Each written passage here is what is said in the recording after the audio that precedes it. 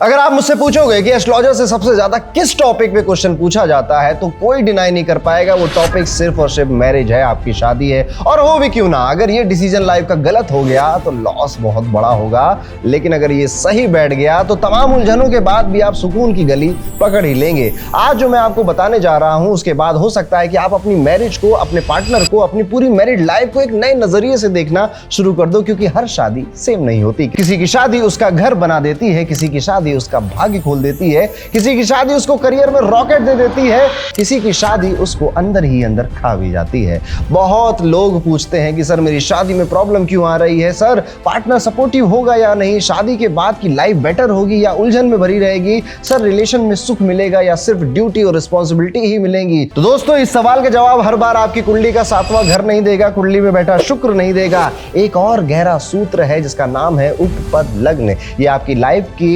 Marriage के उस aspect को दिखाता है जिसको कुंडली में और बाकी जगह से समझना थोड़ा कठिन हो जाता है। ये आपकी फैमिली लाइफ, आपका स्पाउस कहां मिलेगा, कैसा दिखेगा, और आपकी बेसिकली आपकी मैरिड लाइफ में कर्म क्या लिखा हुआ है। कहते हैं ना, शादियां सितारों में लिखी जाती हैं। तो ये टॉपिक, ये कॉन्सेप्ट, ये टेक्निक आपको उन सितारों की लैंग्वेज को डिकोड करना बताएगा। ये वीडियो सिर्फ लर्नर्स के लिए नहीं है, ये वीडियो उन लोगों के लिए भी है जो शादी को समझना चाहते हैं, मैरिज को समझना चाहते हैं, रिलेशनशिप में हैं, जिनकी शादी डिले हो रही है, जिनको लगता है कि पार्टनर आया पर सुख नहीं आया, और उनके लिए भी है जिन्हें लगता है कि मैरिज के बाद उनकी लाइफ अचानक बदल गई तो क्यों बदल गई और उसको और बेहतर कैसे बनाया जा सकता है। आज के पूरे वीडियो में आप देखेंगे मेरी कट टू कट प्रेडिक्शन, कोई अननेसेसरी थ्योरी नहीं, कोई टाइम वेस्ट नहीं, सीधी बात, नो बकवास, और रिलेटेबल बातें जरूर लगेंगी, और वो बात जो शायद आपके दिल को सीधा टच करेगी। मुझे कमेंट कर जरूर बताना, और इस वीडियो को पूरा एंड तक आपको जरूर देखना है। वीडियो शुरू करने से पहले आप सभी के लिए एक अनाउंसमेंट है। इसी तरह के इंटरेस्टिंग कॉन्सेप्ट, हैंड होल्डिंग, ज्योतिष में अगर आप चाहते हैं तो हमारा नया एस्ट्रोलॉजी बैच आ रहा है अकल गुरुकुल के प्लेटफॉर्म पे, जहां पे हम 4 से 5 महीने साथ में बैठेंगे, पढ़ाई करेंगे, लर्न करेंगे, हंसेंगे, खेलेंगे और डिस्कशन करेंगे। लाइफ के गहरे गहरे सूत्रों को, ज्योतिष के गहरे गहरे सूत्रों को इतनी आसानी से समझेंगे जितना आपने अभी तक एक्सपीरियंस नहीं किया था। आपको भी ज्योतिष सीखना चाहिए, क्योंकि ज्योतिष सीखना एक ऐसे सब्जेक्ट को सीखना है जो कि आपके विचारों को बदलता है, आपको जिंदगी में लोगों को, रिश्तों को, धन को देखने के नजरिए को बदलता है, इवेंट की टाइमिंग करना आपको सिखा देता है, और आप जहां पर भी हो आपको पॉपुलर भी बना देता है। तो आइए अकल गुरुकुल के प्लेटफॉर्म पे मेरे साथ लाइव इस कोर्स में, जो कि बहुत ही जल्दी कुछ ही हफ्तों में शुरू होने वाला है। डिस्क्रिप्शन में आपको एक लिंक मिलेगा, उस पर क्लिक कर दीजिएगा, फॉर्म भर दीजिएगा, मेरी टीम आप तक पहुंच ही जाएगी। अब आते हैं अपने टॉपिक पे दोबारा दोस्तों। सबसे पहले हमको उपपद लग्न होता क्या है ये समझना पड़ेगा, इसकी कैलकुलेशन समझनी पड़ेगी, और उसके लिए चाहिए आपको अपनी जन्म कुंडली। जन्म कुंडली अगर आपके पास है तो उसे खोलकर बैठ जाइए, अपने रिश्तेदारों, अपने सगे संबंधियों की भी कुंडली खोलकर बैठ जाइए जिनकी भी मैरिज के बारे में आपको डिकोड करना हो। साथ ही साथ अगर आपके पास कुंडली नहीं है तो जाइए डाउनलोड करिए होरोकॉस्मो ऐप, जिसका लिंक आपको डिस्क्रिप्शन में मिल जाएगा। ये एंड्रॉइड iOS दोनों पे अवेलेबल है। ब्रह्मांड का सबसे शानदार ऐप है ज्योतिष के लिए, और बिल्कुल एब्सोल्युटली फ्री है आपके लिए। इस ऐप पे जाइए, अपनी बर्थ डिटेल्स फिल करिए, और कुछ इस तरह से आपको अपना बर्थ चार्ट यहां पर दिखाई देने लग जाएगा। इसी को आप D1 कुंडली कहते हो, इसी को आप लग्न कुंडली कहते हो, जन्म पत्रिका कहते हो। बस आपको आज के इस पूरे वीडियो के लिए सिर्फ यही चाहिए। अब कुछ बेसिक से कॉन्सेप्ट मैं आपको समझा दे रहा हूं, क्योंकि मैं चाहूं तो कह दूं आपके लिए, जाकर क्लिक कर दीजिए, वैसे वो भी कहूंगा, लेकिन अगर आप सीख लेंगे तो आपको हाथों से ही करना आ जाएगा कि ये उपपद लग्न निकाला कैसे जाता है, इस टेक्निक को यूज कैसे किया जाता है। तो सबसे पहले यहां पर इस तरह से कोई आपकी कुंडली होगी, और इस कुंडली में आपका जो फर्स्ट हाउस होता है वो हमेशा ये होता है। कुंडली हमेशा एंटी क्लॉकवाइज इंक्रीज करती है। अगर ये फर्स्ट हाउस है तो ये सेकंड हाउस है, ये third, fourth, fifth, sixth, 8th, 9th, 10th, 11th, और ये रहा आपका 12th हाउस। आज के इस पूरे वीडियो में हमारा जो मेजर फोकस है वो आपके 12th हाउस पर होने वाला है, 12वें घर पर होने वाला है, यानी कि इस वाले ट्राइंगल में क्या हो रहा है उस पर हमारा फोकस आज के इस वीडियो पे होगा। तो यहां पर जाइए, देखिए यहां पर आपको देखना है कि नंबर क्या लिखा हुआ है। यहां पे नंबर 7 लिखा है, यहां पे नंबर 8 लिखा है, यहां पे नंबर 9 लिखा है, नंबर 10, 11, 12, 1, क्या नंबर यहां पर लिखा हुआ है। यहां पर जो भी नंबर लिखा हुआ होगा ये नंबर 12वें घर में पड़ने वाली राशि का नंबर है, और यहां पर आप इस नंबर से उस राशि को भी जान सकते हो। लेट्स सपोज अगर 6 नंबर था आपके 12वें घर में तो वहां पर कन्या राशि है, अगर 8 नंबर था आपके 12वें घर में तो वहां पर वृश्चिक राशि है। यहां पता चल गया आपको। अब दूसरा स्टेप, इस नंबर का, इस राशि का मालिक आपको पता करना है। फॉर एग्जांपल अगर 5 नंबर वहां पे मतलब कहां पे, 12वें घर में, यानी कि इस हाउस में 5 नंबर अगर लिखा हुआ था तो कहेंगे आप कि 5 नंबर मतलब सिंह राशि, यानी आपके 12वें घर में 12th हाउस में लियो साइन सिंह राशि आती है, जिसके मालिक सूर्यदेव हैं। यहां पर देखिए सूर्यदेव मालिक लिखा हुआ है। तो यानी कि आपको पता करना है आपके 12वें घर का मालिक कौन है, 12वें घर का लॉर्ड कौन है। आपको पता चल गया 12वें घर का लॉर्ड कौन है, ठीक है। अब कुंडली में उसको ढूंढिए वो कहां बैठा हुआ है। फॉर एग्जाम्पल यहां पे नंबर 4 लिखा था, 4 नंबर के जो मालिक होते हैं वो चंद्रमा होते हैं। अब मुझे कुंडली में ढूंढना है कि चंद्रमा कहां बैठे हैं। चंद्रमा बैठे हैं लेट्स सपोज यहां पर, ठीक, चंद्रमा यहां पर बैठ गए, यहां तक पहुंच गए, यहां तक, ठीक है। अभी फिर से एक बार रिपीट कर दे रहा हूं, 12वें घर का मालिक कहां बैठा है कुंडली में वो पता करना है। 12वां घर का मालिक अपने 12वें घर से कितनी दूर बैठा है, अब तीसरा स्टेप में ये पता करना है। फॉर एग्जांपल 12वां घर ये है, 12वें घर का मालिक यहां बैठा है, अपने घर से कितना दूर बैठा है, तो इस घर को काउंट करते हुए यानी कि 1 2 नंबर दूर बैठा है, ठीक है। अब जितने नंबर ये दूर बैठा था उतने नंबर और आगे चले जाइए। जैसे कि ये 2 नंबर दूर बैठा था तो फिर 1 2 आप और आगे चले गए, बस काम पूरा हो गया, काम खत्म हो गया। इतना ही करना था, यही टेक्निक थी आपकी, थोड़ा आगे और है पर इतना ही है, ठीक है। यानी कि आपका जो उपपद लग्न बनेगा वो आपका सेकंड हाउस बन जाएगा, दूसरा घर बन जाएगा। तो आपकी कुंडली के लिए अगर 12वें घर का मालिक पहले घर में बैठा था तो आपका उपपद लग्न बनेगा सेकंड हाउस। लेकिन एक और एग्जांपल करेंगे, अभी मन नहीं भरा। लेट्स सपोज 12वें घर का मालिक दूसरे घर में बैठा। अब ये अपने खुद के घर से कितनी दूर बैठा, 1 2 3 घर दूर बैठा। अब इससे 3 घर और आगे चले जाइए, 1 2 3। यानी कि अगर आपके 12वें घर का मालिक दूसरे घर में बैठता है तो आपका उपपद लग्न, अच्छा उपपद लग्न को शॉर्ट में यूएल लिखते हैं, यूएल। कई सारे सॉफ्टवेयर्स में ये ऑलरेडी लिखकर आता है, कई में नहीं लिखकर आता है, ठीक है। मैंने आपको इसलिए कैलकुलेशन ही सिखा दी कि झंझट में पड़ना ही नहीं है। तो अगर 12वें का मालिक दूसरे में बैठेगा तो उपपद लग्न चौथा घर बन जाएगा, 4th हाउस बन जाएगा, ठीक है। एक एग्जाम्पल और कर रहे हैं, अभी मन नहीं भरा है, ठीक है। अगर 12वें घर का मालिक लेट्स सपोज बैठ जाए आपके 11वें घर में, 12वें का मालिक 11वें घर में बैठा तो ये अपने घर से कितनी दूर बैठा, 1 2 3 4 5 6 7 8 9 10 11, अपने से 12 घर दूर बैठा है। अब आपको इससे 12 घर और आगे जाना है, चलते हैं 12 घर और आगे। तो ये किससे, हमें इस लॉर्ड से, 12वें घर के लॉर्ड से 12 घर और आगे जाना है। तो 1 2 3 4 5 6 7 8 9 10 11 और ये रहा 12।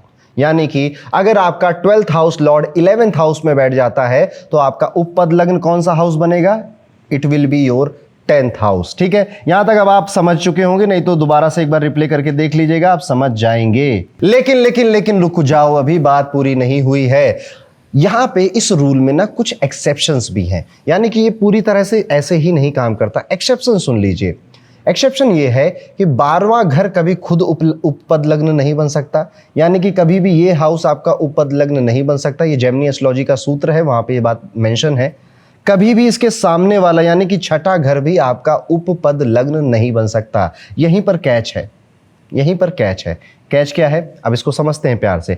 अगर आपका 12वें घर का मालिक लेट्स सपोज तीसरे घर में बैठता तो आप कहते हैं कि चलो देखो गिने कितनी दूर बैठा, 1 2 3 4 घर दूर बैठा। अब इससे आगे 4 चले जाते हैं, 1 2 3 4, यहां पर आप आ जाते, पर छठा घर तो कभी हो नहीं सकता एक्सेप्शन रूल की वजह से, ठीक है। तो अब इस केस में, सिर्फ इस स्पेसिफिक केस में हमें क्या करना है, हमें छठे घर से 10 घर आगे चले जाना है। छठे घर से जब आप 10 घर आगे जाओगे, इस घर से 10 घर आप आगे जाओगे तो आपको 3rd हाउस मिलेगा, तीसरा घर मिलेगा। इसका मतलब अगर आपके 12वें घर के मालिक तीसरे घर में बैठते हैं तो आपका उपपद लग्न तीसरा घर ही बन जाता है, 3rd हाउस ही बन जाता है। यानी कि दिस इज योर उपपद लग्न। Okay, simple. एक चीज और समझते हैं और आसानी से समझते हैं। अगर आपके 12वें घर के मालिक लेट्स सपोज 7वें घर में बैठे तो कितनी दूर बैठ गए, 1 2 3 4 5 6 7 8 नंबर दूर बैठे। अब 12th लॉर्ड से हम 8 घर और आगे चले जाते हैं, 1 2 3 4 5 6 7 और ये रहा 8 सेकेंड हाउस। ये बिल्कुल पॉसिबल है, ये हो सकता है, ठीक है।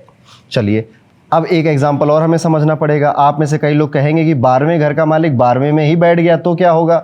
फॉर एग्जाम्पल यहाँ पे नंबर लिखा था 3, नहीं 4 ही रखते हैं, पूरा स्टैंडर्ड रहेगा। यहाँ पे नंबर लिखा था 4, चंद्रमा उसका मालिक है, यहीं पे आके बैठ गया। और अभी मैंने आपको एक्सेप्शन में बताया था कि 12वां घर कभी खुद उपपद लग्न नहीं बन सकता। तो आप ऐसे केस में क्या करेंगे, आप इस घर से 10 घर आगे चले जाएंगे। जैसे छठे घर में भी 10 घर आगे चले जा रहे थे एक्सेप्शन में, यहां से भी 10 घर आगे चले जाएंगे। जब आप 12वें घर से 10 घर आगे चले जाएंगे तो आपका 9th हाउस आएगा। देखिए कैसे, 1 2 3 4 5 6 7 8 9 10, 9th हाउस आपका उपपद लग्न बन जाएगा। ठीक, अब यहां पे हो सकता है कि कुछ लोगों को, जो बिगनर हैं, उनको थोड़ा सा कंफ्यूजन हो जाए कि सब क्या ड्रामेबाजी चल रही है। तो आपके लिए बड़ा आसान कर देते हैं। एस्ट्रो एंड पंडित के यूट्यूब चैनल में कभी भी तकलीफ महसूस नहीं होगी आपको, ये मेरी गारंटी है।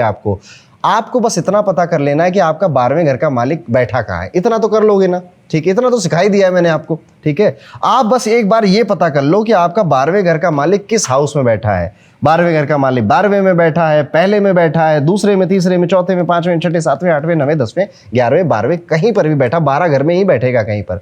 और उसके बाद ये देखिए आपकी स्क्रीन पर एक लिस्ट आपको दिखाई दे रही है। इसमें लिखा हुआ है पहले में कि 12वें घर का मालिक आपका किस हाउस में बैठा, तो उस हाउस में बैठने की वजह से आपका उपपद लग्न कौन सा हाउस बन जाएगा। बस काम हो गया आपका, बस छुट्टी, बस वो बन गया आपका उपपद लग्न। और यहां पर आपको पता चल गया कि आपका उपपद लग्न क्या है। आज के इस वीडियो में यही देखना था, आज के इस वीडियो में हमको यही मेजरली हमको यही चीज समझनी थी। नाउ प्लीज कमेंट करके बताइए कि आपका उपपद लग्न कौन सा है। और यहां पर एक इंटरेस्टिंग बात आप और देख रहे होंगे कि 12 घर है हमारे पास, 12 घर है टोटल हमारे पास, लेकिन उपपद लग्न बनने की जो कैपेसिटी है वो सिर्फ 6 घरों में है। यानी कि आपका उपपद लग्न दूसरा, तीसरा, चौथा, 8वां, 9वां, 10वां, इन्हीं हाउसेस में से कोई होना चाहिए। इसके अलावा कोई और हाउस नहीं हो सकता एक्सेप्शन रूल्स की वजह से। अच्छा, एक्सेप्शन रूल में मैं एक बात आपको बहुत क्लियर कट बता दूं, काफी एस्ट्रोलॉजर्स भी ये हमारे वीडियो देखते हैं। उपपद लग्न निकालने के 5 से 6 तरीके मेंशन है अलग अलग टेक्स्ट में। अलग अलग सॉफ्टवेयर में भी आप जाओगे तो उसमें भी डिफरेंट कॉन्सेप्ट लगाकर अपना वो उपपद लग्न निकालते हैं, ठीक है। जैसे एक कॉन्सेप्ट, एक एक्सेप्शन रूल कहता है कि अगर 7th हाउस में 12th लॉर्ड बैठे तो उपपद लग्न चौथा घर मान लीजिए आप, जबकि मेरे रूल से अगर आप देखोगे तो वो आपका कोई और हाउस बन रहा होगा। तो यहाँ पे सारी खिचड़ी के चक्कर में नहीं पड़ना है, ठीक है। ये जो आज मैं आपको सिखा रहा हूँ ये काम करता है। और अभी पूरा वीडियो में और कमेंट सेक्शन आप देखिएगा, लोग वहाँ पे रिलेट कर रहे होंगे आज के इस पूरे वीडियो में मैं जो आपको बताने वाला हूँ, ठीक है। अब अपना उपपद लग्न कमेंट कर दिया आपने, अब थोड़ी गहराई की बातें करते हैं, थोड़ी डेप्थ की बातें करते हैं। देखिए, बड़ा इंटरेस्टिंग टॉपिक है और ये काफ़ी एक्यूरेट है। इसको मैंने अपनी एक बोनस क्लास में भी स्टूडेंट्स को पढ़ाकर टेस्ट जब किया, या जब पहली बार ही पढ़ाया था, टेस्ट क्या करना था, काफ़ी माइंड ब्लो हुआ उनका। उनमें से अगर कोई देख रहा हो तो कमेंट करके बताइएगा, ठीक है। उपपद लग्न को पूरी तरह से एनालाइज करने के लिए, जैसे कि आप एक एग्जांपल समझ लीजिए कि आप कोई कार ले रहे हैं, आप कोई गाड़ी खरीद रहे हैं, सेकंड हैंड कार खरीद रहे हैं, तो आप उसके टायर भी चेक करेंगे, वो कितने किलोमीटर चल चुकी है वो भी चेक करेंगे, उसका पेंट कहीं से निकल तो नहीं रहा है ये भी चेक करेंगे, उसका इंश्योरेंस कब तक वैलिड है और कहीं गवर्नमेंट पॉलिसी के खिलाफ तो नहीं वो जा रहे, आप ये भी चेक करेंगे। आप उसका ओनर भी देखेंगे कि भाई ठीक ठाक आदमी उस गाड़ी बेच रहा है, सब कुछ चेक करेंगे ना आप, तब जाकर आप एक डिसीजन बनाएंगे कि ये गाड़ी मुझे लेनी है या नहीं लेनी है। ऐसे ही ये जो मैरिज का ये पूरा झमेला है ना, इसमें भी कई सारी चीजें देखनी पड़ती हैं। जैसे कि आज के इस वीडियो में मैं आपको जो सिखाने वाला हूं कि आपका उपपद लग्न किस हाउस में आया, उस हाउस का एनालिसिस होगा और इससे आपको पता चलेगा कि आपकी मैरिज की क्वालिटी क्या होने वाली है। ये मैरिज आपके लिए भाग्य लेकर आ रही है, दुर्भाग्य लेकर आ रही है। दूसरी चीज आपको ये पता चलेगी कि आपका जो स्पाउस है वो किस सर्कमस्टेंसेस में आपको मिलेगा, स्पाउस कहां मिलेगा। ये 2 चीजों के आंसर तो आज ही हो जाएंगे आपको, लेकिन ये पूरी बात नहीं है, ये सिर्फ 40% बात है। इसके बाद हमें ये भी चेक करना पड़ेगा कि इस हाउस में राशि कौन सी आ रही है। यानी कि जैसे आपने अभी उपपद लग्न निकाला था, दूसरा, तीसरा, चौथा, 8वां, 9वां, 10वां कोई घर आया होगा, उस घर में राशि कौन सी बैठी हुई थी ये भी चेक करना पड़ेगा। और ये राशि बताएगी आपके पार्टनर का पर्सनालिटी, आपके पार्टनर की पर्सनालिटी के बारे में बताएगी, ठीक है। अभी भी बात पूरी नहीं हुई है। फिर आपको यहां पे देखना होता है हाउस लॉर्ड, या फिर सेम हाउस में कौन बैठा है, सिटिंग प्लैनेट। ये भी हम कह सकते हैं कि हाउस लॉर्ड भी देखना है और सिटिंग प्लैनेट भी देखना है। कई बार आपका जो उपपद लग्न आया होगा उसमें कोई प्लेनेट नहीं बैठा होगा, कई बार कोई 1 2 3 या मल्टीपल प्लेनेट भी वहां पर बैठ सकते, इनका भी एनालिसिस होगा। लेकिन एक लास्ट स्टेप और है, और वो लास्ट स्टेप है आस्पेक्ट। यहाँ पे दृष्टि कौन सी आ रही है, आस्पेक्ट किसका आ रहा है इस हाउस को। फॉर एग्जाम्पल आपका उपपद लग्न 9th हाउस बना, तो उस 9th हाउस को दृष्टि कौन देख कौन रहा है उस हाउस को। शनि मंगल देख रहे हैं कि गुरु और शुक्र देख रहे हैं, ये भी बहुत बातें बताएगा। ये प्रेडिक्शन एक्चुअली में ये चीज़ ना बात बदल देगी, और इसको भी आज की वीडियो में हम काउंट करेंगे। लेकिन यहाँ पर एक क्लैरिफिकेशन, और ये जेमिनी एस्ट्रोलॉजी का क्योंकि सूत्र है, तो जो एस्पेक्ट है वो राशियों के एस्पेक्ट देखने की बात की गई, लेकिन आज के वीडियो में हम प्लैनेट्स के एस्पेक्ट पर ही काम करेंगे, और आप चेक करके बताइएगा कि वो कैसा रहा आपके लिए। राशि के एस्पेक्ट भी आगे चलकर हम उस पर बात करेंगे, क्योंकि अगर मैं वो अपने आप में एक बहुत बड़ा टॉपिक है, तो वो समझाने लगूंगा तो वीडियो ही 3 घंटे की बनेगी। इतना तो धुरंधर मूवी थोड़ी छोटी लगने लगेगी आपको, इस वजह से कह रहा हूं, ठीक है। तो ये 4 एस्पेक्ट से जब एक एस्ट्रोलॉजर देखता है तो क्लियर कट प्रेडिक्शन आपको देता है। आज के इस वीडियो में हम ये कवर करने वाले हैं, ये कवर करने वाले हैं, और ये चीज इसके लिए सीक्रेट है जो कि आपको एंड में पता चलेगा। तो यहां तक हमको समझ में आ गया, तो हमें उपपद लग्न निकालना आ गया। अब आप मुझे कमेंट करके बताइए आपका उपपद लग्न कौन सा हाउस था, और मैं चलता हूं आपको बताने कि उस उपपद लग्न से आपकी मैरिज में क्या होने वाला है। सबसे पहले बात करते हैं, अगर आपने पूरी कैलकुलेशन जो मैंने अभी तक आपको सिखाई और आपका उपपद लग्न 2nd हाउस आ गया तो ठीक है। अब आपको यहां तक पता चल गया होगा कि आपकी कुंडली में आपका उपपद लग्न कौन सा हाउस होगा। ये 2 3 4 या 8 9 10 इनमें से ही कोई एक हो सकता है, यानी कि टोटल 6 हाउसेज आपके मैरिज की प्रेडिक्शन के बारे में बता रहे हैं। लेकिन मन में अब सवाल आएगा कि ठीक है पता तो चल गया, लेकिन अब इसकी प्रेडिक्शन क्या है, इसमें होगा क्या मेरी मैरिड लाइफ में, ये समझते हैं। तो सबसे पहले शुरू करते हैं कि अगर आपका उपपद लग्न नंबर 2 का हाउस है, जैसा कि आप अपनी कुंडली में भी देख सकते हैं, आपने अभी कैलकुलेट भी किया होगा। अगर कैलकुलेशन करते समय आपने पाया कि आपका जो उपपद लग्न है वो 2nd हाउस में आ रहा है, तो ये होता है हमारा मैरिज हाउस। मैरिज हाउस से अगर हम काउंट करेंगे तो 1 2 3 4 5 6 7 8 नंबर पे आता है आपका 2nd हाउस। तो अब ये मैंने क्यों बता रहा हूं, तो 7वां घर आपका विवाह है, मैरिज है, और 8वां घर दुख है, दर्द है, पीड़ा है, मृत्यु तुल्य कष्ट है, बहुत दर्द है इसमें। विवाह का दर्द 2nd हाउस रिप्रेजेंट करता है। तो अगर आपका उपपद लग्न 2nd हाउस आया है तो इस प्लेसमेंट को बिल्कुल हल्के में मत लीजिएगा, क्योंकि शादी के बाद ये इतना टेस्ट लेगा, इतना टेस्ट लेगी आपकी मैरिज कि आप भी कहोगे कि ये क्या हो रहा है। सीधी बात समझ लीजिए, ये प्लेसमेंट अक्सर दिखाता है कि मैरिज लाइफ में फैमिली, मनी, वैल्यूज, डेली बोलचाल बहुत बड़ा रोल प्ले करेगी। शादी सिर्फ 2 लोगों के बीच नहीं रहेगी, घर वाले आ जाएंगे बीच में, उनका इंटरफेरेंस आ जाएगा बीच में, फैमिली एक्सपेक्टेशन टू मच हो जाएंगी, मनी पैसा एक प्रॉब्लम बनेगी, पैसों की वजह से लड़ाइयां शुरू हो जाएंगी, कोई पैसों की वजह से नाखुश होगा, स्टेटस, जिम्मेदारी सब कुछ बीच में आएगा। बीच में तो हर जगह आता है, पर आपके केस में ये प्रॉब्लम बनेगा, और ये प्रॉब्लम धीरे धीरे बढ़ती चली जाएगी। ऐसे लोगों की शादी में सबसे बड़ा इशू होता है, हम दोनों ठीक थे पर बीच में बाकी सब आ गए, बीच में इन-लॉज आ गए, फैमिली आ गई, कभी फैमिली का इंटरफेरेंस, कभी पैसे का प्रेशर, कभी ईगो आ गया हमारी स्पीच में, कभी हमारी फूड हैबिट्स ही डिफरेंट थी, खाने पे बहुत लड़ाइयाँ होती हैं इस पोजीशन की वजह से, क्योंकि 2nd हाउस आपके फूड को भी रिप्रेजेंट करता है। लाइफस्टाइल, वैल्यूज का क्लैश होता है। कभी आपका पार्टनर बोलेगा तुम मेरे साइड लेते ही नहीं हो, तुम तो हमेशा मम्मी की बातें सुनते हो, और मम्मी पापा ननद भौजाई सब आ जाएंगे बीच में, और नीटू यही कहता रहेगा कि मैं दोनों तरफ से फंस गया हूं, पिस गया हूं, और फिर झगड़ा आपस में करेगा ये कपल। ये प्लेसमेंट बहुत बार दिखाता है कि शादी के बाद फैमिली पॉलिटिक्स बहुत बढ़ जाती है, ससुराल या अपने घर की इन्वॉल्वमेंट रिलेशनशिप को वीक कर सकती है, पैसे, सेविंग्स, इनहेरिटेंस या फाइनेंशियल कंट्रोल आर्गूमेंट का रीजन बन जाते हैं।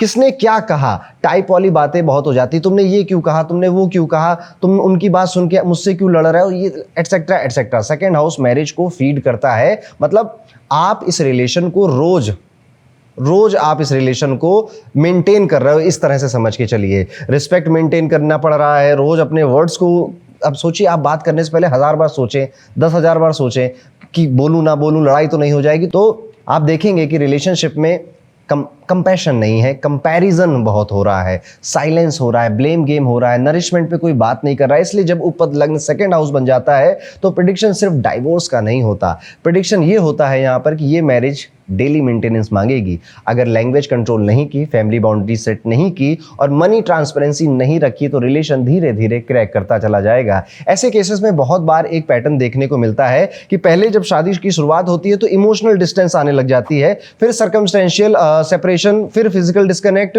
और पेपर पे डाइवोर्स हो, लीगली आपका डाइवोर्स हो ना हो, लीगली आप सेपरेट हो ना हो, रिलेशनशिप अंदर से इतना खोखला हो जाता है कि आप मेंटली एक दूसरे से सेपरेट हो जाते हैं। लेकिन एक बात बहुत ध्यान से यहां पर आपको समझनी पड़ेगी, ये प्लेसमेंट फाइनल जजमेंट नहीं सुना रही है।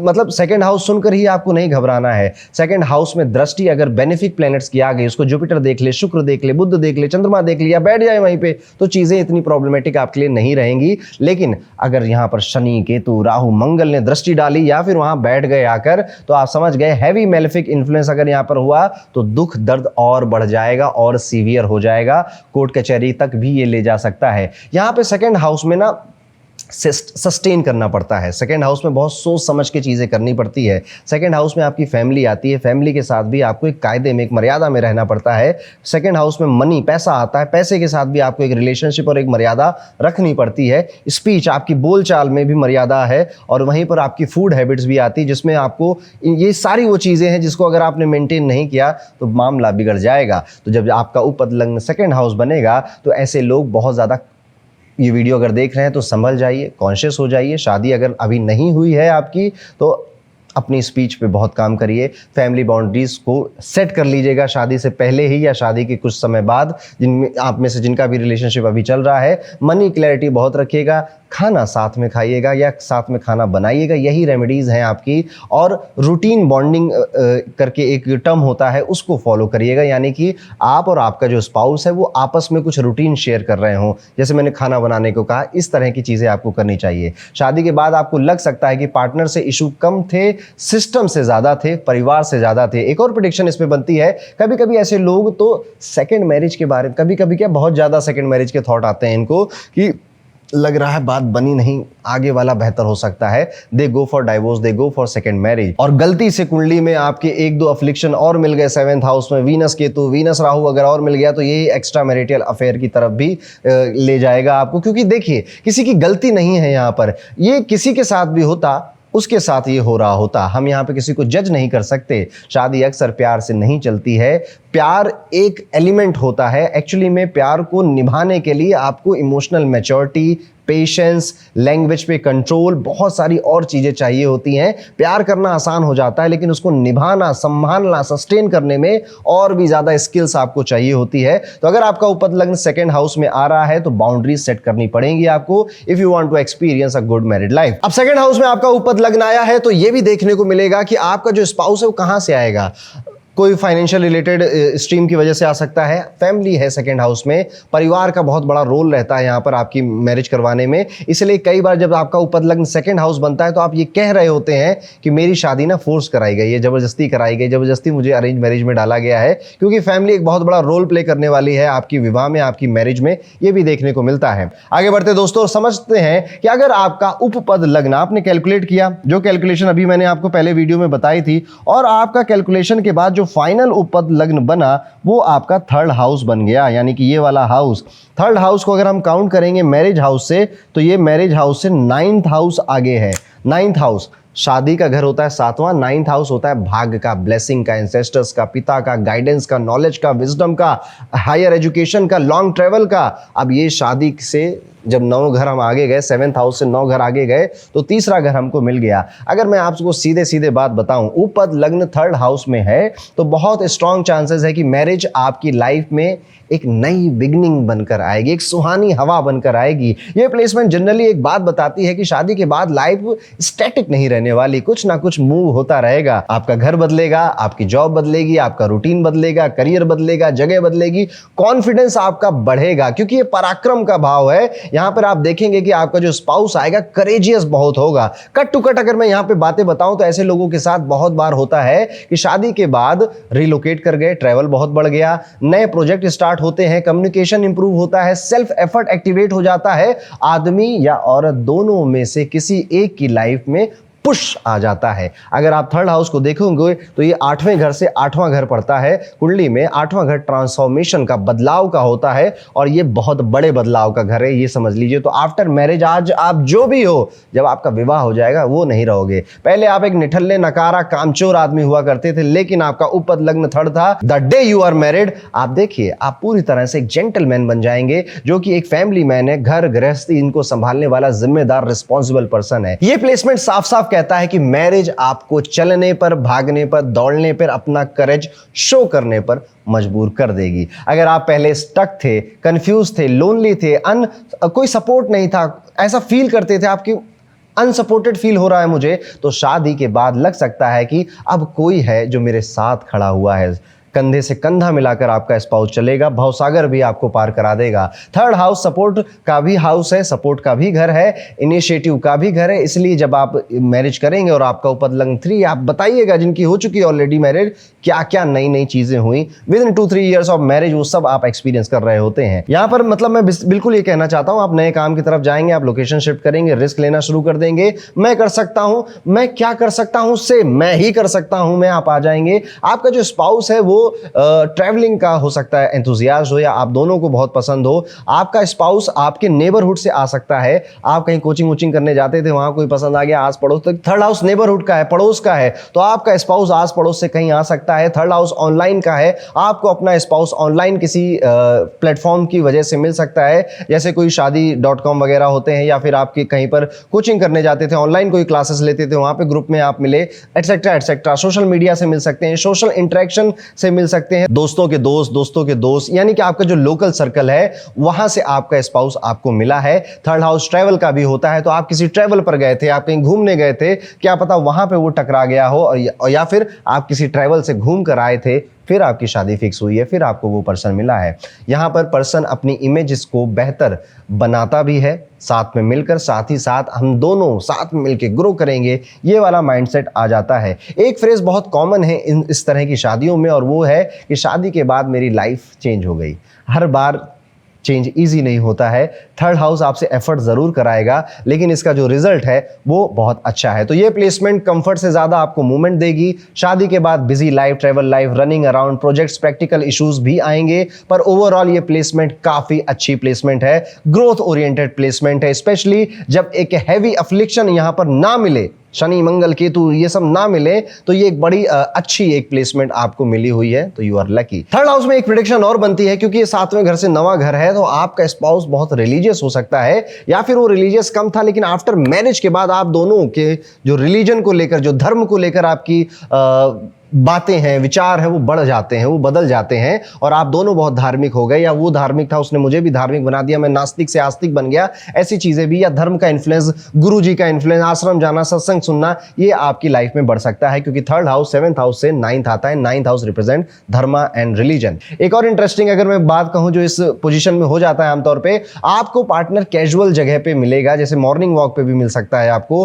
किसी वर्कशॉप पे आप गए थे वहां पर भी आपको मिल सकता है, डेली रूटीन से रिलेटेड आप कोई काम कर रहे थे और वो भी कर रहा था, जैसे आप दोनों दौड़ने गए थे और आपको कहीं मिल गया, तो थोड़ा सा ऐसा होगा, और ऐसा हुआ है अगर, तो मुझे कमेंट कर जरूर बताइएगा। तो ये था दोस्तों, अगर आपका उपपद लग्न थर्ड हाउस में आता है तो शादी कैसी चलती है, प्रेडिक्शन कैसी चलती है। अब बात करते हैं अगर आपका उपपद लग्न 4th हाउस पे आता है। अब 4th हाउस, जैसा हम जान रहे हैं कि कुंडली में ये है आपका 4th हाउस, जो कि 7वें घर से, विवाह के घर से 10वां घर बनता है। अब 7वां घर मैरिज का है, 10वां घर स्टेटस का है, प्रोफेशन का है, कर्म का है। 10वें घर में कोई भाग की बातें नहीं हो रही है, किस्मत भगवान भरोसे कुछ नहीं, कर्म करोगे तो मिलेगा, नहीं करोगे तो नहीं मिलेगा, स्टेटस, मेरा रुतबा होना चाहिए, ये 10वां घर समझाता है। तो 7वें घर से 10वां घर आपका चौथा घर आता है। और दोस्तों अगर आपका उपपद लग्न 4th हाउस में पड़ रहा है तो जनरली ये प्लेसमेंट मैरिज का सुख, घर, प्रॉपर्टी, कंफर्ट और इमोशनल सेटलमेंट जिससे जोड़ता है। यानी सीधी भाषा में आपको समझाओ तो ये प्लेसमेंट कहता है भैया मजा आएगा आपको आफ्टर मैरिज, शादी में बहुत आनंद आएगा। ऐसा स्पाउस आपको मिलेगा जो कि बहुत मासूम होगा, प्यारा होगा, बहुत सॉफ्ट स्पोकन होगा। शादी सिर्फ रिलेशनशिप नहीं रहेगी, घर बसाने, जिसे एक्चुअली में जो होता है ना कि घर गृहस्थी, सबका ध्यान रखना, सबको साथ में लेकर चलना, फैमिली इज वेरी इंपॉर्टेंट, ये वाला एटीट्यूड आपके स्पाउस का यहाँ पे रहना चाहिए। कट टू कट अगर मैं बोलूं, ऐसे लोगों के लिए लाइफ में मैरिज के बाद घर का सेटअप स्ट्रांग होता है। यानी घर is family is very important, घर इज वेरी इंपॉर्टेंट। प्रॉपर्टी आती है उनकी लाइफ में, या व्हीकल आएगा, कोई बड़ा व्हीकल उनकी लाइफ में आएगा। होम कंफर्ट का जो थॉट है वो बढ़ता है, घर में और ज्यादा कंफर्ट बढ़ेगा। इमोशनल नीड फॉर जो एक इमोशनल नीड है पीस की, शांति की, सुकून की, वो इंक्रीज होता है।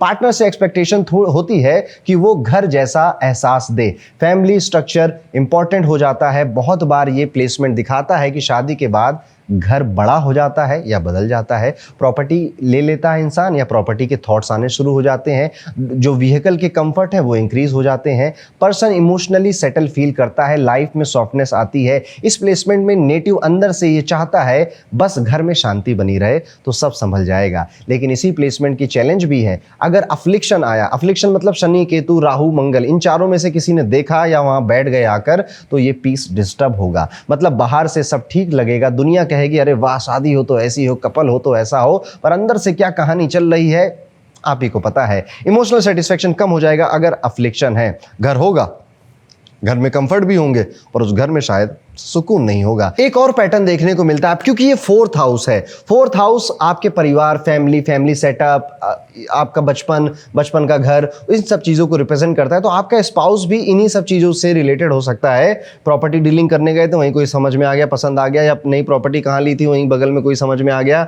गाड़ी खरीदने गए थे, वहां कोई समझ में आ गया आपको। मम्मी का बहुत बड़ा रोल है। फोर्थ हाउस इज मदर, तो माता, मम्मी की फैमिली, आपकी जो ननिहाल जिसे आप कहते हो, ननिहाल played a very big role in your marriage. ये चीजें देखने को मिलती है। लेकिन अब जो बात गहरी है वो ये है, ये 7वें घर से 10वां है। Your marriage is your status.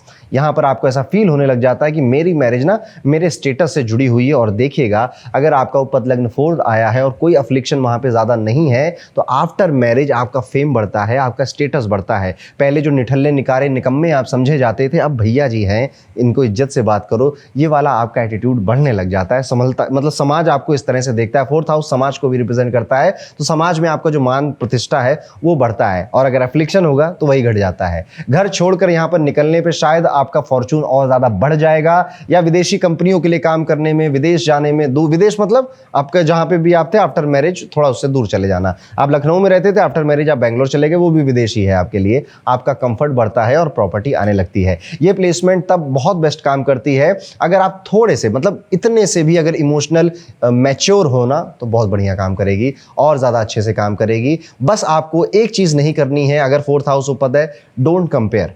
अगर आप कंपैरिजन के चक्कर में पड़ गए कि यार वो जो प्रीति थी ना वो बहुत बढ़िया थी, ये जो नेहा आई है ना मज़ा नहीं आ रहा है, ये कंपैरिजन आपको नहीं करना। प्रीति होगी, किसी और की हो चुकी है प्रीति अब, लेकिन अब आपकी नेहा है, नेहा के साथ रहिए, संभल के रहिए। डोमेस्टिक पीस बना रहेगा और उससे ज़्यादा सुकून आजकल के टाइम में कोई नहीं है दोस्तों। आप भी समझ रहे हैं कि दुनिया समाज कहाँ जा रहा है। मैं यहाँ पर ज़्यादा कुछ और नहीं बोलूँगा, बिकॉज थर्ड हाउस की तरह फोर्थ हाउस भी बहुत ज़्यादा हैप्पी रिलेशनशिप को यहाँ पे रिप्रेजेंट करता है, घर की एनर्जी को हैप्पी रखता है। तो ये था दोस्तों, अगर आपका उपपद लग्न फोर्थ आ जाए, चौथा घर आ जाए। लेकिन अभी बात पूरी नहीं हुई है, अब हम चलते हैं आगे और बात करते हैं अगर आपका जो उपपद लग्न है वो 8th हाउस आ जाए तो क्या होगा। अब हम 8th हाउस पे आ गए, यानी कि जब आपने कैलकुलेशन करी थी तो आपका उपपद लग्न यानी कि यूएल आपका 8th हाउस निकल कर आया था। अब 8th हाउस 7th हाउस से दूसरा घर है और 8th हाउस अपने आप में बड़ा रहस्यमयी है। तो क्या होगा अगर आपका उपपद लग्न 8th आया है, तो आपकी मैरिज के साथ क्या होगा। सबसे पहली बात आपको समझ लेना चाहिए, इस प्लेसमेंट का सिंपल मतलब है कि ये शादी, ये मैरिज बहुत कार्मिक फील होने वाली है। सीधी बात है, ऐसी शादियों में सब कुछ सरफेस पर समझ में नहीं आता, बहुत कुछ हिडन होता है। आपको आपका पार्टनर मिस्टीरियस लग सकता है, इवन कई सालों तक उसके साथ रहकर भी लग सकता है इस इंसान को अभी मैं पूरी तरह से नहीं जान पाया हूँ।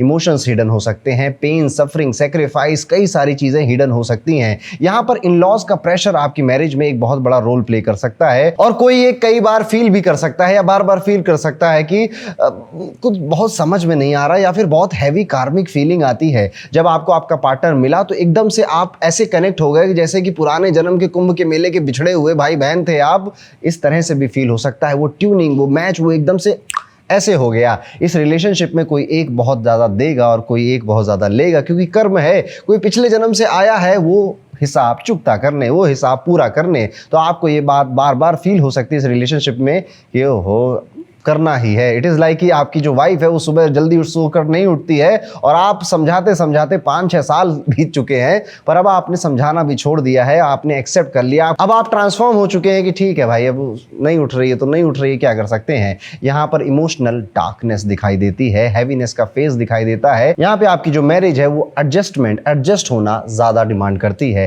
Hidden tension, hidden resentment, hidden dissatisfaction, दुख हुआ तो बताएंगे नहीं कि हमें नहीं हम चाहते थे तुम परेशान ना हो जाए, या समझेगा नहीं तो क्या फायदा बताने में, दोनों में से कोई भी रीजन हो सकता है। अगर अच्छे शुभ ग्रह बैठेंगे या इस घर को देखेंगे, जैसे जुपिटर है, मून है, मर्कुरी है, वीनस है, ये यहाँ पर दृष्टि डालेंगे उतना ज्यादा बेहतर होगा। अदरवाइज यहाँ पे राहु, केतु, मंगल, शनि आ जाएंगे तो चीजें और ज्यादा डार्क हो सकती हैं। शादी के बाद आपकी जो लाइफ है वो बहुत बदल जाएगी। ट्रांसफॉर्मेशन का हाउस है ना, तो आपको यहाँ पर हल्का नहीं भारी बहुत फील होगा। इस प्लेसमेंट में एक कॉन्ट्रडिक्शन ये होता है कि शादी टूटने नहीं देता, ये मतलब ये सारी जो मैंने बातें बताई हैं ये डाइवोर्स और सेपरेशन तक नहीं जाएंगी यहाँ पर, क्योंकि यहाँ पे कर्म चुकाना है आपको। यहाँ पर आपको जब तक बैंक का लोन पे नहीं कर दोगे, बैंक वाले पीछा नहीं छोड़ेंगे, वो आपको फोन करते रहेंगे, नहीं करो घर पे भी आ जाएंगे जब तक आप कर्ज पूरा नहीं कर देंगे। यहाँ पर जो नेटिव है उसको ये फील भी हो सकता है कि रिलेशनशिप में ना थोड़ा स्पार्क कम हो गया है आफ्टर सम टाइम। मतलब मैरिज सस्टेन करने की कोशिश तो जरूर होगी,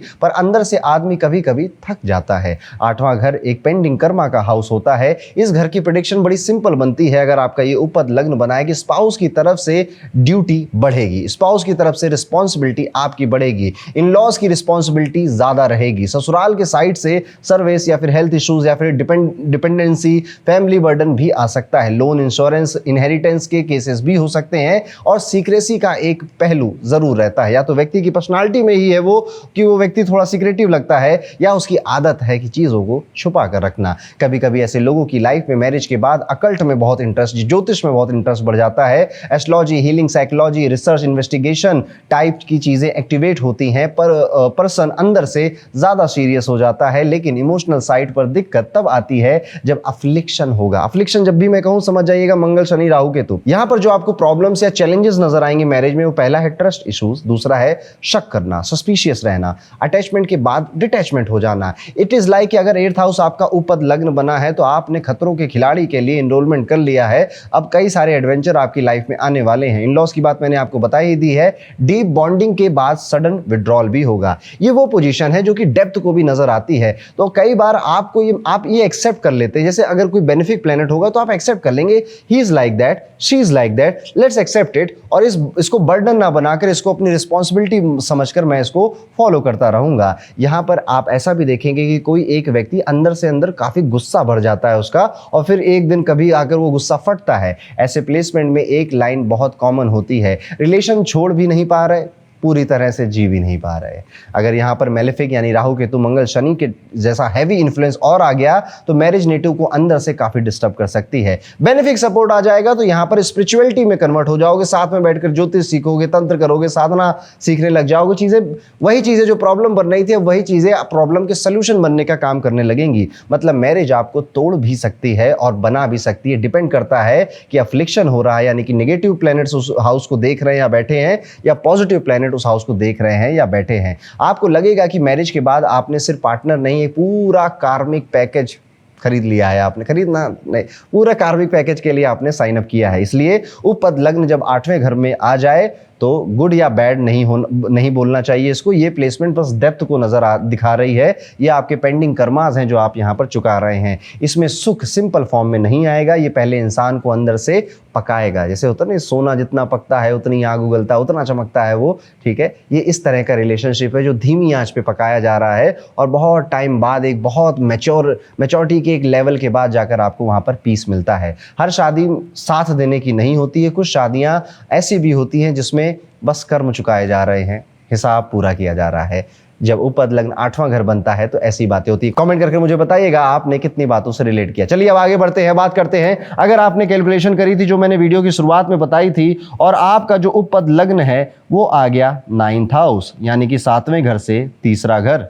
9th हाउस आ गया आपका उपद लग्न। अगर ये सब नहीं समझ में आ रहा ना आपको, 7वें घर से इतना दूर तो रहने दो। 9th हाउस आ रहा है ना समझ में, बस इतना काफी है आपके लिए, ठीक है। अब क्या होगा इसमें जब 9th हाउस आ जाएगा, जब उपद लग्न 9th हाउस पड़ जाएगा तो लक राइज करेगा, किस्मत का घर है, भाग्य बढ़ेगा आपका। मैरिज डिले जरूर होगी क्योंकि यहां पर इंसान बहुत फ्यूचरिस्टिक हो जाता है, भविष्य को बहुत देखता है। आप में से जिसका 9th हाउस में आ रहा है ना उपद लग्न और आपकी अभी तक शादी नहीं हुई है, एक रीजन नहीं होने के शादी का मैं बता देता हूं, इसकी नाक थोड़ी सी छोटी है। सब कुछ ठीक है पर थोड़ा हाइट 2 इंच और होती तो मजा आता। नेक्स्ट, ठीक है बढ़िया, इससे शादी कर सकते पर ओहो इसका तो विदेश जाने का मन है। ठीक है, ये होता है, यानी कि इससे बेटर, आई डिजर्व बेटर, ये वाली फीलिंग आती है। इस वजह से आपकी जो मैरिज है वो डिले हो जाती है। लेकिन शादी तो होगी आपकी, फिर शादी होने के बाद ये फीलिंग फिर भी नहीं मरती है, आई डिजर्व बेटर, ये चलता रहता है आपके दिमाग में। भले ना बताओ दुनिया को, कमेंट में मुझे बता देना, ठीक है, क्यों ऐसा चलता है। क्योंकि 9th हाउस ना भविष्य को देख रहा है, फ्यूचर को देख रहा है, तो ये हमेशा मेरा फ्यूचर अच्छा है या भविष्य में मुझको अच्छी चीज मिल जाएगी, ये कंटिन्यूअसली आपके माइंड में चलता रहता है। यहां पर सीधा आपको ये समझ लेना चाहिए 9th हाउस भविष्य का है, भाग्य का है, हायर विजडम का है, लॉन्ग डिस्टेंस विजन का है, आपके धर्म का है, आपके रिलीजन का है। जब उपद लग्न यहां पर आएगा, नेटिव मैरिज को कैजुअली नहीं देखता, चाहे अरेंज्ड हो चाहे लव हो, अंदर से एक आवाज चलती रहती है कि इससे बेटर हो सकता है, ये सही चॉइस है या फ्यूचर में ज्यादा बेहतर मुझे मिल जाएगी, लॉन्ग टर्म में मेरे साथ फिट बैठेगा या नहीं बैठेगा। कट टू कट अगर मैं आपको बताऊं तो ऐसे लोगों की मैरिज पैटर्न में बहुत बार ये चीजें देखने को मिलती है कि विवाह डिले हुआ, आफ्टर मैरिज भी आपका आगे और बेहतर मिल जाएगा। और गलती से कुंडली में अगर वीनस राहु वीनस केतु है या वीनस मार्स का कॉम्बिनेशन भी है, प्लस उपद लग्न आपका 9th में भी आ रहा था, एक्स्ट्रा मैरिटल अफेयर का ये चांस बन जाता है जो नहीं कटता। डिसीजन मेकिंग में ओवर थिंकिंग होगी, पार्टनर चूज करने में सिलेक्टिवनेस बहुत ज्यादा बढ़ जाएगी, एक ऑप्शन के बाद दूसरा देखने की टेंडेंसी इंक्रीज हो जाएगी, फ्यूचर ओरिएंटेड अप्रोच बढ़ जाएगा। शादी के बाद भाग्य जरूर बढ़ेगा आपका, किस्मत जरूर आपकी साथ देगी। ये प्लेसमेंट कहता है कि नेटिव इंपल्सिव मैरिज के लिए नहीं बना है, यानी कि मम्मी मेरी शादी कर दो जून या जुलाई में, मम्मी मेरा मन नहीं लगता कॉलेज की पढ़ाई में और मम्मी ने जून में शादी कर दिया, नहीं, ऐसा नहीं होगा। यहाँ पे नेटिव अपना समय लेना चाहता है, अपना वक्त लेना चाहता है, क्योंकि उसको अपना पूरा इंटायर 20 25 30 साल जो वो शादी में गुजारेगा उसको प्लान करना है, सोचना है, या दिमाग में वो पिक्चर रन करनी है। ये देखने वाली बात होती है इस मैरिज में कि फैमिली बैकग्राउंड और एजुकेशन भी बहुत इंपॉर्टेंट हो जाती है। जब आप रिश्ता सेलेक्ट कर रहे होगे तो क्वालिफिकेशन क्या है ये बड़ा इंपॉर्टेंट हो जाता है। क्योंकि अब ये लॉन्ग डिस्टेंस का भी हाउस है, तो आफ्टर मैरिज आप दूर जगह पे ट्रैवल करना शुरू हो गया या दूर कहीं जाकर आप सेटल हो गए, ये भी देखने को मिलता है। बट फ्यूचर बहुत अच्छा मिलेगा, ग्रोथ आपकी काफ़ी बेहतर होगी, करियर पॉइंट ऑफ व्यू से ये पोजीशन काफ़ी अच्छी है। मेटेरियलिस्टिक गेन्स की अगर बात करें तो ये पोजीशन काफ़ी बेहतर है, पैसे धन गाड़ी घर बंगले के लिए पोजीशन आपकी मैरिज के बाद आप देखोगे इन सब की ब्लेसिंग आपको मिलेगी। लॉन्ग टर्म स्टेबल भी रहती है जो शादी है।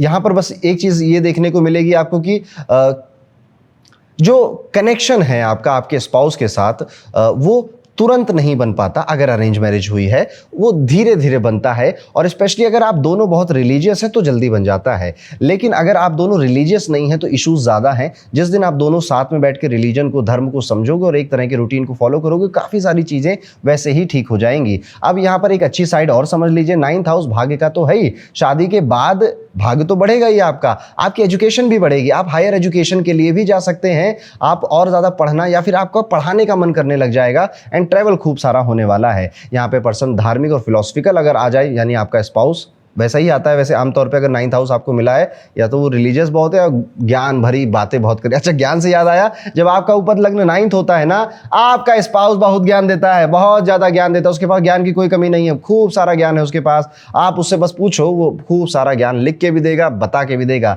कई बार ये चीज़ बहुत अच्छी लगती है आपको कि यस कोई है मुझे जो गाइड कर रहा है, संभाल रहा है, समझा रहा है। कई बार इरिटेटिंग भी लग सकती है, ये बहुत बड़ी प्रॉब्लम नहीं है, ना ही मतलब ये एक मिक्स चीज़ है। कई बार आपको अच्छा भी लगेगा, कई बार आपको बहुत अच्छा नहीं भी लगेगा। लाइफ का मीनिंग, लाइफ बहुत मीनिंगफुल बन जाती है आफ्टर मैरिज, क्योंकि जो स्पाउस है वो आपको कंटिन्यूअसली एक ग्रेटर नॉलेज है, ग्रेटर विजडम की तरफ पुश कर रहा होता है या दे रहा होता है। स्पाउस की एंट्री के बाद इंसान का जो आउटलुक होता है दुनिया को लेकर, जिंदगी को लेकर, चैलेंजेस को लेकर, फैमिली को लेकर, वो काफी फ्यूचर ओरिएंटेड होगा। ऐसे लोग, ऐसे कपल जो होते हैं ना, 9th हाउस इनका उपद लग्न है, साथ में मिलकर फ्यूचर की प्लानिंग बहुत करते हैं। हम ना ये करेंगे, वहाँ पे जाके वो करेंगे ना, 2 बच्चे ही प्लान करेंगे, तीसरे में ज़्यादा खर्चा हो जाएगा। ऐसा करते हैं कि घर जो है ना अभी से एक माला ज़्यादा बना लेते हैं, ताकि जब बच्चे बड़े होंगे ना तो उनके लिए स्पेस वहाँ पे बन जाएगा, एटसेट्रा एटसेट्रा। यहाँ पे नेक्स्ट लेवल की फ्यूचर की बातें, बेटर फ्यूचर की बातें प्लानिंग के साथ ज़्यादा होती हैं और इससे आपका बॉन्ड बेहतर ही बनता है। हर बार बेटर ऑप्शन आपको नहीं मिलेगा, याद मतलब जो आपका अगर मन में अभी भी आ रहा है ना आई डिजर्व बेटर,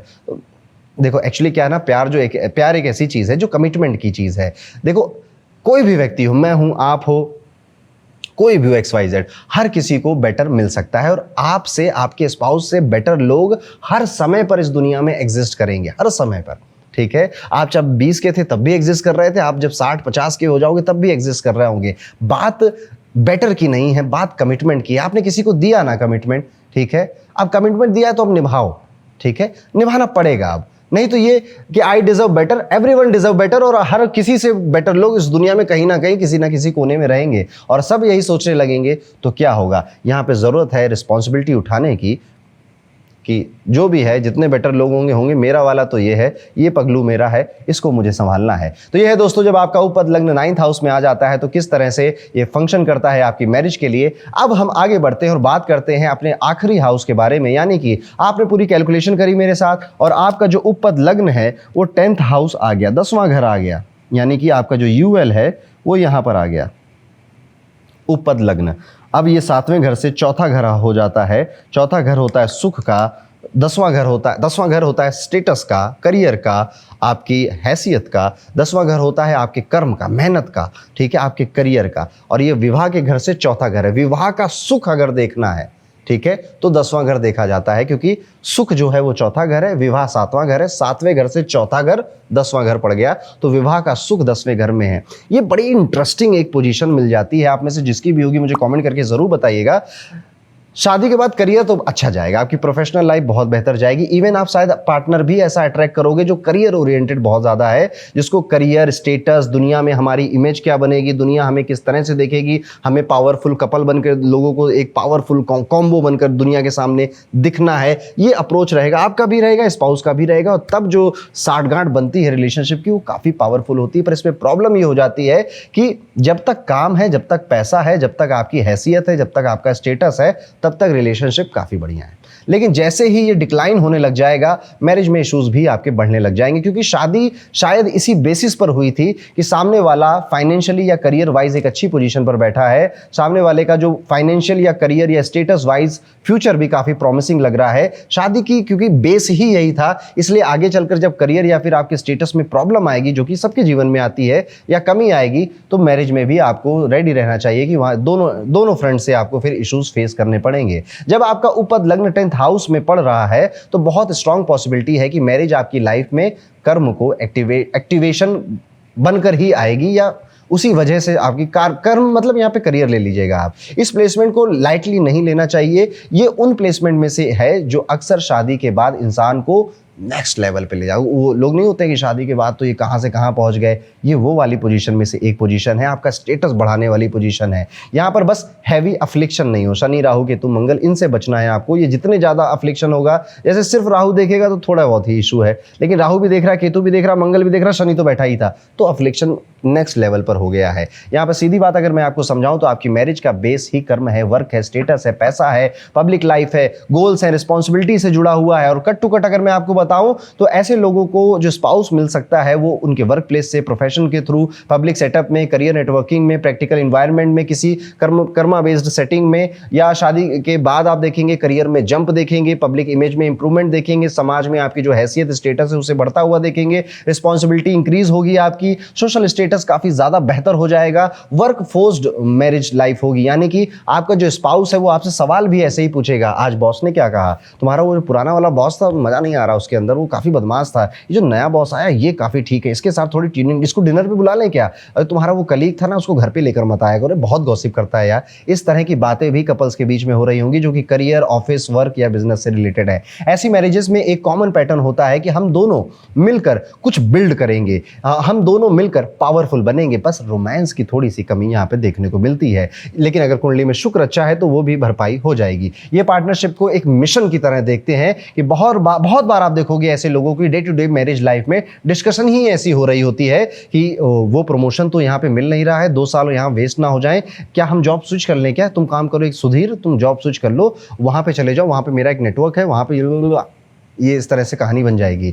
यहाँ पे देखो मैंने घुमा फिरा के वही बातें बोल रहा हूँ कि फिर से स्टेटस, पैसा, मनी, धन, दौलत, ये बड़ा एक इंपॉर्टेंट लाइफ का पैटर्न बन जाता है। रिटायरमेंट या फिर लॉन्ग टर्म गोल्स क्या होंगे, किस तरह से हम रिटायर होंगे, रिटायरमेंट का घर कहाँ होगा, हमारी फाइनेंशियल लाइफ आगे कैसी होगी, इन सब बातों में ज़्यादा चीज़ें लाइफ में हो रही होती हैं। 10th हाउस में जो चीज़ें होती हैं वो समय के साथ ग्रो कर रही होती हैं, जैसे करियर है, जैसे स्टेटस है, ग्रो कर रहा होता है। ये 10th हाउस का एक अपना एट्रीब्यूट है। तो जब ये आपका उपपद लग्न बनता है तो जो आपकी मैरिज है वो समय के साथ ज़्यादा ग्रो कर रही होती है, और भाग्य और लक और करियर और ये सब का सहारा तो आपको मिलेगा ही, सपोर्ट, नेटवर्क, डिसिप्लिन, ये सब का सहारा आपको बहुत ज़्यादा मिलने ही वाला है। शादी के बाद मेरी ज़िंदगी सेट हो गई, ये फीलिंग भी आपको कई बार आएगी। जब से पार्टनर मेरी लाइफ में आया है, काम में काफ़ी ग्रोथ देखने को मिली है, लेकिन एक कुछ चैलेंजेस भी हैं, वो भी सुनते जाइए। अगर आपका उपपद लग्न 10th हाउस में अफ्लिक्टेड है, अफ्लिक्टेड मतलब समझ गए ना, राहु केतु मंगल शनि, इनकी दृष्टियां आना या यहाँ पे बैठ जाना, तो बहुत काम करना पड़ रहा है। तुम दिन भर काम की बातें क्यों करते हो यार, प्रोफेशन छोड़ो, ठीक है काम चल रहा है, थोड़ा रोमांस भी चाहिए मुझे, थोड़ा रिलेशनशिप की बातें भी कर लो। फिर ये लोग प्लान बनाएंगे रिलेशनशिप को भी लेकर के, हम क्या करते हैं ना, हम संडे अब डिनर करेंगे, साथ में बैठकर खाना खाएंगे, या फिर महीने में 2 बार हम पिक्चर देखने जाएंगे, धुरंधर 2 आ गई है वो देखने चलते हैं साथ में, क्वालिटी टाइम स्पेंड हो जाएगा हमारा। इस तरह की बातें भी करते रहेंगे। यहाँ पे ये चैलेंजेस हो जाएंगे अगर अफ्लिक्शन है यहाँ पे, but otherwise this is a very good position, बहुत अच्छी पोजीशन है, बस अफ्लिक्शन ज्यादा ना हो, मजा आएगा। तो ये था दोस्तों, कैसा होगा अगर आपका उपपद लग्न 10th हाउस में आ जाता है। और यहां पर ये वीडियो खत्म हो गई, बिल्कुल भी नहीं। मैंने अभी तक आपको जितनी भी कहानी सुनाई है ये सिर्फ इस पूरे टॉपिक का 40% ही है। इस पूरी चीज को एग्जैक्टली प्रिडिक्ट करने में आपको 3 चीजें और समझनी पड़ेंगी, जो कि मैंने शुरुआत में बताई थी, और उस पर मैं वीडियो बनाऊं या ना बनाऊं ये कमेंट बाद में करिएगा। पहले ये करिएगा कि लाइफ से रिलेट कितना हो रहा है। जिनकी शादी हो गई है, स्पेशली वो, जिनकी नहीं हुई है, अब जब भी करना ये जरूर चेक करके करना। एंड ऑल्सो हम इसका सेकंड पार्ट बनाएं, कब बनाएं, कितनी जल्दी डालें, आप मुझे कमेंट करके वो भी बताएंगे। वीडियो को लाइक जरूर करिएगा। इस सबको रिसर्च करने में, आपके लिए कंटेंट लाने में टाइम लगता है, वीडियो एडिटर और टीम की पूरी मेहनत लगती है, उनके अप्रिशिएशन के लिए वीडियो को जरूर लाइक करिए, चैनल को सब्सक्राइब करिए, क्योंकि हम हमेशा से ज्योतिष को, एस्ट्रोलॉजी को आपके लिए हमेशा ऑथेंटिक, ट्रू और ईजी टू लर्न बनाते आए हैं। और इसी के साथ अगर आप ऐसे ही और तगड़े कॉन्सेप्ट सीखना चाहते हैं, मेरे साथ मिलकर हंसते खेलते हुए अतरंगी एग्जाम्पल्स के साथ इजी टू लर्न कॉन्सेप्ट आप सीखना चाहते हैं, आप किसी भी एज ग्रुप के हो, कोई मैटर नहीं मिलता, आ जाइए अकल गुरुकुल के लाइव एस्ट्रोलॉजी बैच में, जहां पर मैं और आप 5 से 6 महीने का साथ में एक सफर तय करेंगे, जहां पर आपकी क्लासेस होंगी, लाइव क्लासेस होंगी, वहां पे लाइव Q&A सेशंस होंगे, नोट्स आपको मिलेंगे, आपको होमवर्क दिए जाएंगे, असाइनमेंट्स दिए जाएंगे, और बहुत ज्यादा जब हम सामने सामने बैठे होते हैं ना, तो काफी क्लैरिटी आ जाती है। तो ज्योतिष की जर्नी में मेरे साथ आना चाहते हैं, डिस्क्रिप्शन में आपको एक लिंक मिलेगा, प्लीज जाइए उस पर क्लिक करिए, फॉर्म भर दीजिए, मेरी टीम आप तक पहुंच ही जाएगी। मिलता हूं दोस्तों आपसे अगले वीडियो में, तब तक के लिए राधे राधे।